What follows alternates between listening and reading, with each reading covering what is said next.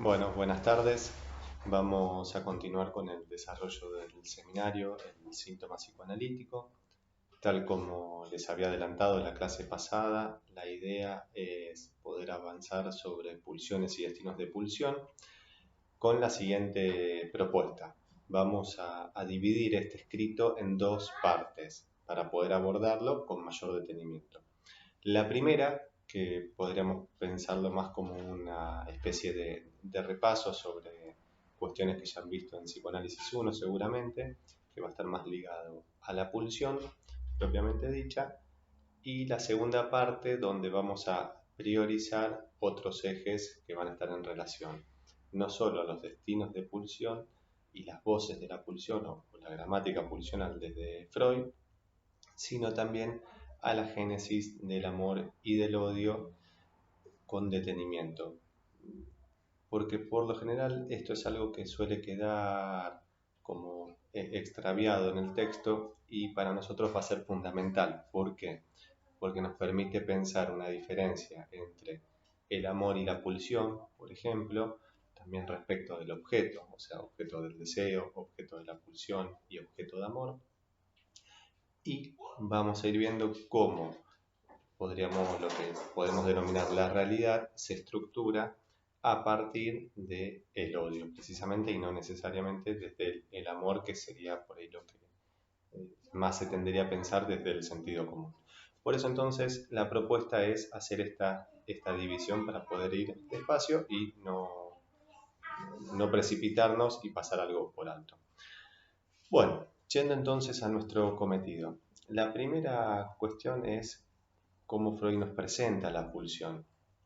Freud va a presentar a la pulsión de manera inicial desde distintos puntos de vista. ¿Cuál es el primer punto de vista que él ubica en la página 114 de la edición de Amor Rortu? Él sitúa que se va a pasar a posicionar, mejor dicho, desde la fisiología. Y desde la fisiología, ¿qué es lo que nos dice? Que con mucha reserva, no lo dice en estos términos explícitamente, sino que con mucha reserva y aclaraciones, la pulsión en un punto es un estímulo para lo psíquico. ¿Y por qué es un estímulo para lo psíquico? Porque exige un trabajo de descarga.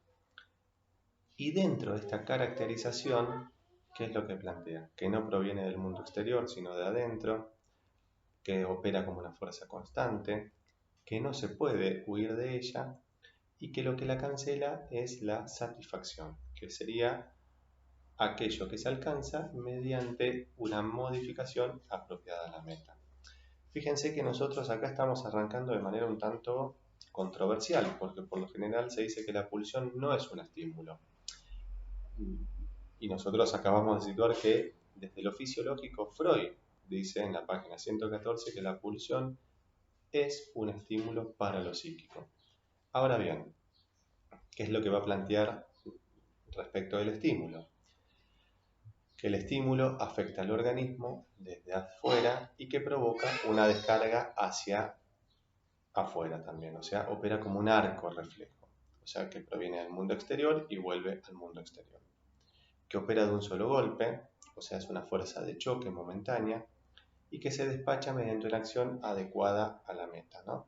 Por ejemplo, la huida motriz ante una fuente de estímulo que cause algún tipo de susto, ¿no? O que se conciba como peligro. ¿Y qué es lo que nos va a decir en la página siguiente, página 115 de la edición de Amor Rortu? Que desde la biología el sistema nervioso quiere librarse de todos los estímulos, o sea, quiere quedar exento de estímulos y bajarlo a su mínima expresión, lo cual ya podríamos pensarlo a partir del principio de constancia, pero no nos adelantemos. Entonces, arrancamos de manera controversial situando que la pulsión es un estímulo para lo psíquico desde el punto de vista fisiológico. Ahora, desde lo biológico, Freud nos plantea esta cuestión. ¿Y qué es lo que nos dice acá? Acá es donde da una vuelta que hay que leerla con precisión. Que si la pulsión fuera estímulo, se reduciría al arco reflejo. Pero la pulsión no se reduce al arco reflejo. Por eso, aún siendo un estímulo para lo psíquico en tanto le genera o le exige un trabajo de descarga, la pulsión bajo ningún concepto se reduce al arco reflejo o al estímulo. ¿Estamos? Entonces, acá es muy fuerte la implicancia clínica y la consideración clínica que Freud realiza, y también teórica, porque rompe con lo natural de un estímulo o de un arco reflejo. Entonces, la pulsión no se puede reducir a un arco reflejo porque implica una fuerza constante, lleva a acciones más complejas y encadenadas, y la pulsión entonces obliga a renunciar a un propósito ideal. ¿Cuál sería este propósito ideal? De mantener eso constante o reducido al arco reflejo. Y por eso en la página 116, Freud nos va a plantear que la vida anímica se rige, o el aparato anímico se rige, por el principio de placer-displacer, donde el displacer de manera general coincidiría con un aumento de excitación y el placer con una disminución de la tensión o de la excitación. Entonces vemos que Freud hace un camino bien lento y estratificado. Página 114, fisiología; página 115, biología; página 116, empieza a hablar de lo anímico. O sea, va cambiando el punto de vista y va en cada uno de esos puntos de vista diciendo algo de la pulsión. Por eso nos parecía pertinente ir despacio en esto y no caer rápidamente en la pulsión no es un estímulo. Porque desde un punto de vista es un estímulo para lo psíquico, en tanto le va a exigir un trabajo de descarga. Y nosotros ponemos mucho énfasis en la noción de trabajo de descarga, porque vamos a ver hacia el final de esta clase cómo se articula esto con, por ejemplo, el deseo, o incluso, lo vamos a ver ahora mismo, con la definición tripartita de pulsión. Bueno, para que vean que estamos siendo rigurosos en este sentido, en la página 117 de la edición de Amor Rortu, Freud nos va a plantear o nos propone que vamos a pasar de la concepción o punto de vista biológico a lo anímico, lo cual ya situamos que estaba implícito en la página 116, cuando habla del principio de placer como regulador de la vida anímica. Y acá es donde encontramos esta definición tripartita, ¿no? Vamos a dividirla. La primera parte, concepto fronterizo entre lo anímico y lo somático, o concepto límite puede aparecer si nos basamos en lo de 3 ensayos. Son definiciones muy similares, puesto que la de 3 ensayos es un agregado. Entonces, como concepto límite fronterizo entre lo anímico y lo somático, es como no perteneciente a ninguno de los dos, ni psíquico ni somático, sino que surge en el intento de articular ambos campos, por así decir, ¿no? Ambos bordes, mejor dicho. Y la pulsión trabaja en esas zonas erógenas, en esas zonas de borde. Entonces nos encontramos nuevamente con un cuerpo de borde y de límite entre el sujeto y el otro en términos generales, ¿no? Siempre lo represento o trato de pensarlo como una frontera, justamente, ¿no? La frontera es un límite que se arma y que se construye, y que en esa construcción define los dos campos, ¿no? Por eso antes hacía alusión a campos, los dos territorios. Queremos pensarlo más desde algo más concreto, más al alcance de la mano. Pensemos, aunque sea una comparación un tanto sonsa de nuestra parte, pero pensemos, por ejemplo, en una pared medianera, ¿no? Si alguien vive en un edificio, en una casa, donde sea, va a haber una pared que seguramente compartirá con un vecino, ¿no? Esa pared se denomina medianera. Es una pared que es de uno, pero que al mismo tiempo hace al otro. Y tiene que tener determinadas características. No es como una pared igual a las de adentro de una casa o de un departamento. La pared medianera también está sujeta a determinadas reglas y leyes. Tiene que tener otro grosor y demás. Entonces, esa pared es mía, pero que también define al otro. Entonces, articula ambos. La segunda parte de esta definición de pulsión que nos da es como un representante psíquico de los estímulos que provienen del interior del cuerpo y alcanzan el alma. Entonces, ¿la pulsión es o no es un representante? Acá, en esta parte de la definición, parece representar algo del cuerpo sin ser plenamente psíquico. O sea, traería, en este sentido, algo del cuerpo a lo psíquico vía el representación. Nosotros tenemos que recordar que, ya lo saben ustedes, por psicoanálisis 1 que la agencia representante psíquica de la pulsión se compone del monto de afecto o libido y del representante representación. Y la tercera parte de la definición que encontramos es como una medida de exigencia de trabajo que es impuesta a lo anímico a consecuencia de su relación o trabazón con lo corporal. En una parte dice relación, en otra parte dice trabazón, hace a lo mismo, ¿no? Entonces, fíjense lo que situábamos antes, que al llevar el cuerpo a lo psíquico genera un trabajo, exige un trabajo, una fuerza. Y en este punto es donde podemos ubicar que el deseo va a ser el trabajo que impone y exige la pulsión en el campo de los representantes. Entonces el deseo es el trabajo que impone y exige el cuerpo pulsional. Es la pulsión en el campo de los representantes. Por eso nosotros decíamos que la pulsión tiene una fuerza conceptual, tanto en lo teórico como en lo clínico, fundamental, porque rompe con lo biológico, rompe con lo natural. Y hasta avanzando un poco más y haciendo un planteo un tanto fuerte, podríamos decir que no habría inconsciente sin pulsión, justamente, porque la pulsión es lo que rompe con todo lo que es del orden natural biológico. Bueno, pensemos esto que decíamos a lo último respecto del trabajo en términos de descarga y demás, en el trabajo del sueño, ¿no? Que el sueño se presenta como un cumplimiento de deseo. Pero el cumplimiento de deseo no solo está en la figuración del sueño. Freud, en la interpretación de los sueños, cuando los analiza o nos comparte el análisis, pone mucho énfasis en el cumplimiento en la figuración. Y ese cumplimiento es válido, es pertinente y está presente, por supuesto, pero suele estar más ligado al deseo preconsciente. Después, por supuesto que estaría el deseo inconsciente, pero también hay un cumplimiento de deseo en términos del trabajo que eso exige, porque el sueño y su desfiguración implican un trabajo de elaboración. Ahí también hay cumplimiento de deseo en este sentido que venimos hablando, porque justamente hace a todo este trabajo sobre la elaboración, ¿no? De la descarga, el movimiento y el trabajo que todo eso implica. Entonces, nosotros tenemos una definición compuesta por tres partes: concepto fronterizo entre lo anímico y lo somático, representante psíquico de los estímulos que provienen del interior del cuerpo y alcanzan el alma, y medida de exigencia de trabajo impuesta a lo anímico por su relación con lo corporal.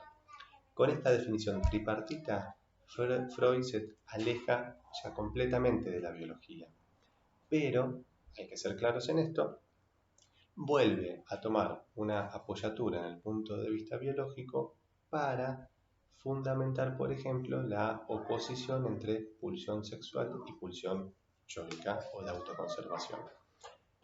Oposición que va a estar fundamentada no solo desde lo biológico, sino también desde lo clínico. Bueno, y yendo a los términos de la pulsión. Por lo general se le suele decir elementos de la pulsión, pero en las traducciones de Freud figuran términos de la pulsión. Por lo general es Lacan quien habla de elementos. Podemos pensar que es lo mismo, aunque también hay una diferencia entre ambas definiciones, ¿no? Lacan habla de elementos disyuntos, si mal no recuerdo en este momento, y los elementos suelen remitir a una parte que junto con otras hacen a un conjunto o a la base, ¿no? de una cosa, mientras que el término nos remite a cierta manera de expresarse o comportarse. ¿Por qué situamos esto? Porque habrá que ver, ¿no? Lo planteamos como un tema de estudio, de investigación, si la pulsión hace a un conjunto, o si Freud nos plantea estos términos justamente en función de poder transmitir que la pulsión se expresa, ya sea por el esfuerzo, por la meta, por el objeto, por la fuente, pero sin hacer a un conjunto unificado, ¿no? Bueno, eso, insisto, será en todo caso para poder seguir investigando y trabajándolo. Por el momento nosotros lo vamos a dejar al margen, ¿no? Pero no queríamos dejar de situarlo. Entonces, dentro de estos términos de la pulsión nos encontramos con el esfuerzo, que se ubica como el factor motor, es la suma de fuerza o la medida de la exigencia de trabajo que ella representa. Es una fuerza constante, decíamos con anterioridad, y va a ser la esencia misma de la pulsión y siempre va a ser un fragmento de actividad, en tanto empuja un trabajo. Y en esto también es importante porque al decir que es constante y etcétera, estamos situando que no tiene un ritmo, que no se adecua al ritmo biológico. Nuevamente nos encontramos entonces con esta diferencia o esta separación respecto de lo biológico. Por otro lado, nos encontramos con la meta. La meta va a ser la satisfacción, que se va a lograr cancelando el estado de estimulación en la fuente de la pulsión. Y la meta siempre va a ser parcial. Ahora bien, pusimos énfasis en que la satisfacción se alcanza en la fuente de la pulsión. ¿Por qué? Porque se entiende entonces que no se satisface en el objeto, sino con o vía el objeto. Lo cual va a implicar, y acá no podemos negar también cierto desarrollo, que estamos tomando cierto desarrollo de Lacan, va a implicar un recorrido de la pulsión en torno al objeto. En ese recorrido es que la pulsión se satisface. Por eso también antes ubicábamos que cuando estábamos en la definición de la pulsión, cuando hablábamos en la tercera parte de esa definición, que el cumplimiento también está en ese recorrido, en ese trabajo. ¿Estamos? Bueno. Otro de los términos mediante el cual la pulsión se expresa es el objeto. Bueno, el objeto es aquello en o por lo cual se alcanza su meta. Es lo más variable de la pulsión y no está enlazado originariamente con ella. En la página 134 de la versión de Amor Rortu, Freud nos plantea que, 134 de 3 ensayos, Freud nos plantea que entre pulsión y objeto no hay sino una soldadura. Como vimos en esa clase, la soldadura implica que no vienen de la mano, sino que se sueldan a posteriori, en un segundo momento. Esto también es importante para nosotros, para cuando empecemos ya la clase que viene a ver diferencia entre objeto de deseo, objeto de la pulsión y objeto de amor. La fijación entonces, o esta soldadura entre pulsión y objeto, va a ser lo que, lo reformulo, la fijación va a ser lo que, el modo de ligadura entre la pulsión y el objeto. Una fijación es cuando la pulsión y objeto se hayan ligados de una manera íntima y estrecha y que pone freno a esa movilidad pulsional. Bueno, justamente cuando opera una soldadura se establecería ahí la fijación entre pulsión y objeto. En cuanto al cuarto término de la pulsión es la fuente.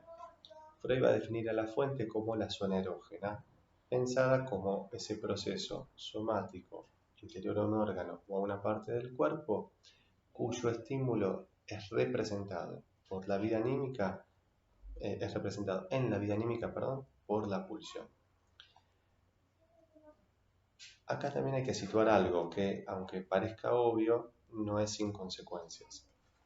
De alguna manera Freud está haciendo siempre alusión a que la pulsión proviene del interior del cuerpo. Y esto es importante porque, por ejemplo, para Lacan va a ser una concepción distinta de la pulsión. Para Lacan la pulsión no va a venir desde adentro del cuerpo, sino que va a ser un eco en el cuerpo del hecho que hay un decir. No lo vamos a abordar nosotros, pero al menos como para no naturalizar ciertas cosas, ¿no? Siempre hablamos de pulsión y es, bueno, para todos la pulsión viene de adentro. Bueno, para Freud pareciera, por todas las referencias que nos va dando, que sí, que la pulsión viene de adentro. Por supuesto hay pasajes donde deja entrever que esa pulsión, si bien surge desde adentro, tiene que ser despertada, con lo cual hay una articulación más compleja entre el interior y el exterior. Bueno, yendo ya para ir finalizando esta clase, vamos a plantear cierto recorrido de la primera teoría pulsional, que acá ya estamos viendo con bastante claridad. ¿Qué es lo que nos dice? Que desde lo psicológico, ¿no? Podríamos decir desde ahora, o desde lo analítico propiamente dicho, al principio tuvo que dividir entre pulsión sexual y pulsión yoica, o de autoconservación. ¿Por qué hace esta división? Como dijimos, si bien se apoya en ciertas cuestiones de lo biológico, que después vamos a precisar, toma esta diferencia por el conflicto entre el yo y la sexualidad. A partir del estudio de las neurosis narcisistas o de las parafrenias, como Freud las denominaba, introduce la libido yoica, que hace a una enmienda de esta división. Con lo cual vamos a tener al principio pulsión yoica regida por el interés y la pulsión sexual regida por la libido. A partir de la introducción de la libido yoica, la pulsión sexual entonces se va a dividir entre libido objetal y libido yoica o narcisista. Freud va a ubicar que el enamoramiento depende de la libido de objeto y el narcisismo de la libido yoica. Por mi parte, me tomo el atrevimiento de ubicar al narcisismo más del lado de la libido narcisista o yoica, pero también con una flecha, podemos decir, una articulación respecto de la libido de objeto. ¿Por qué esta cuestión? Lo mismo también podríamos situar con la libido, con la elección de objeto. Por lo que Freud nos dice que entre una y otra hay una relación como la ameba a los pseudópodos que emite. ¿Se acuerdan? Lo veíamos la clase pasada, que la ameba estira una parte, pero no lo rompe, no se rompe, sino que lo vuelve a traer si se encuentra con dificultades. Entonces, también teníamos esta referencia muy gráfica que era cuanto más gasta una, más se empobrece la otra. Por eso no nos parece que nos sirva esquemáticamente ni clínicamente ponerlas como algo separado tajantemente, sino con una articulación siempre. ¿Y dónde estaba la apoyatura biológica? Decíamos que Freud reconoce que va a decir que la sexualidad no es igual a las demás funciones de la vida anímica en general, ¿no? ¿Qué nos va a decir? Que desde la pulsión yoica la sexualidad sería una función y la satisfacción sería vivida o sentida como una necesidad. Mientras que desde la pulsión sexual el individuo sería un apéndice temporario del plasma germinal, ¿no? Esto es una diferencia a la que Freud siempre va a aludir, como si hubiera una doble existencia. Por un lado también una parte mortal, nos va a decir más adelante, que sería el cuerpo, y una parte inmortal, que es lo que hace a la reproducción y a la generación de una nueva vida. O sea, Freud no deja de reconocer su apoyatura en el punto de vista biológico para lo que le sirve, ¿no? Como cualquier otro autor que está tratando de pensar puntos en los cuales apoyar lo que él se va encontrando en la clínica. Y en esto justamente somos claros. Toma esto, pero también lo hace por su necesidad clínica, por lo que él se va encontrando en su trabajo diario.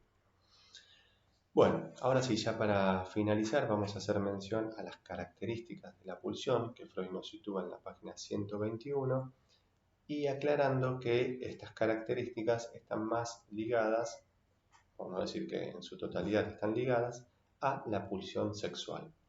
De la pulsión yoica, Freud siempre lo toma como difícil de estudiar o de investigar y siempre las piensa más como ese punto de oposición o de conflicto del que necesita, ¿no? O sea, porque siempre explica la neurosis como una neurosis de conflicto. Bueno, ¿qué nos va a decir entonces de la pulsión? Página 121, que son numerosas y brotan de varias fuentes, que actúan con independencia unas de otras y solo después se unen en una síntesis más acabada. La pulsión siempre va a ser parcial, donde al inicio vamos a encontrar un placer de órgano, que estaría faltando el cuerpo como totalidad o como unidad, y luego va a haber una síntesis pulsional a partir de determinadas zonas, siendo la síntesis última la de la zona genital al servicio sería de la reproducción, ¿no?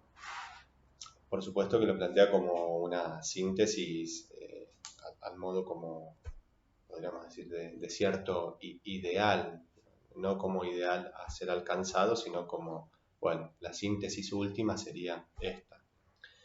Después nos va a plantear que la pulsión sexual se apuntala en las yoicas, y este apuntalamiento es tanto respecto a su aparición como respecto del hallazgo de objeto o de la elección de objeto. Nos va a plantear que una parte siempre va a estar ligada a la pulsión de autoconservación o pulsión yoica y que cumplen un papel vicario unas de otras e intercambian los objetos. ¿Qué es un vicario? Un vicario es una persona que ejerce las funciones de otra, ya sea en una parte o en la totalidad. Con lo cual, justamente, Freud nos está planteando que entre la pulsión yoica y la pulsión sexual, y entre las pulsiones sexuales en sí mismas, hay un papel vicario. Con lo cual, fíjense en cómo nuevamente nos encontramos con esta referencia a este cuerpo erógeno que veíamos en las vías de influencia recíprocas de 3 ensayos. Justamente que cumplan un papel vicario unas de otras es que pueden intercambiar funciones, objetos, etcétera, ¿no? que están siempre relacionadas. Y por último nos sitúa que se habilitan a acciones meta alejadas de su acción meta originarias, lo cual es una alusión a la sublimación.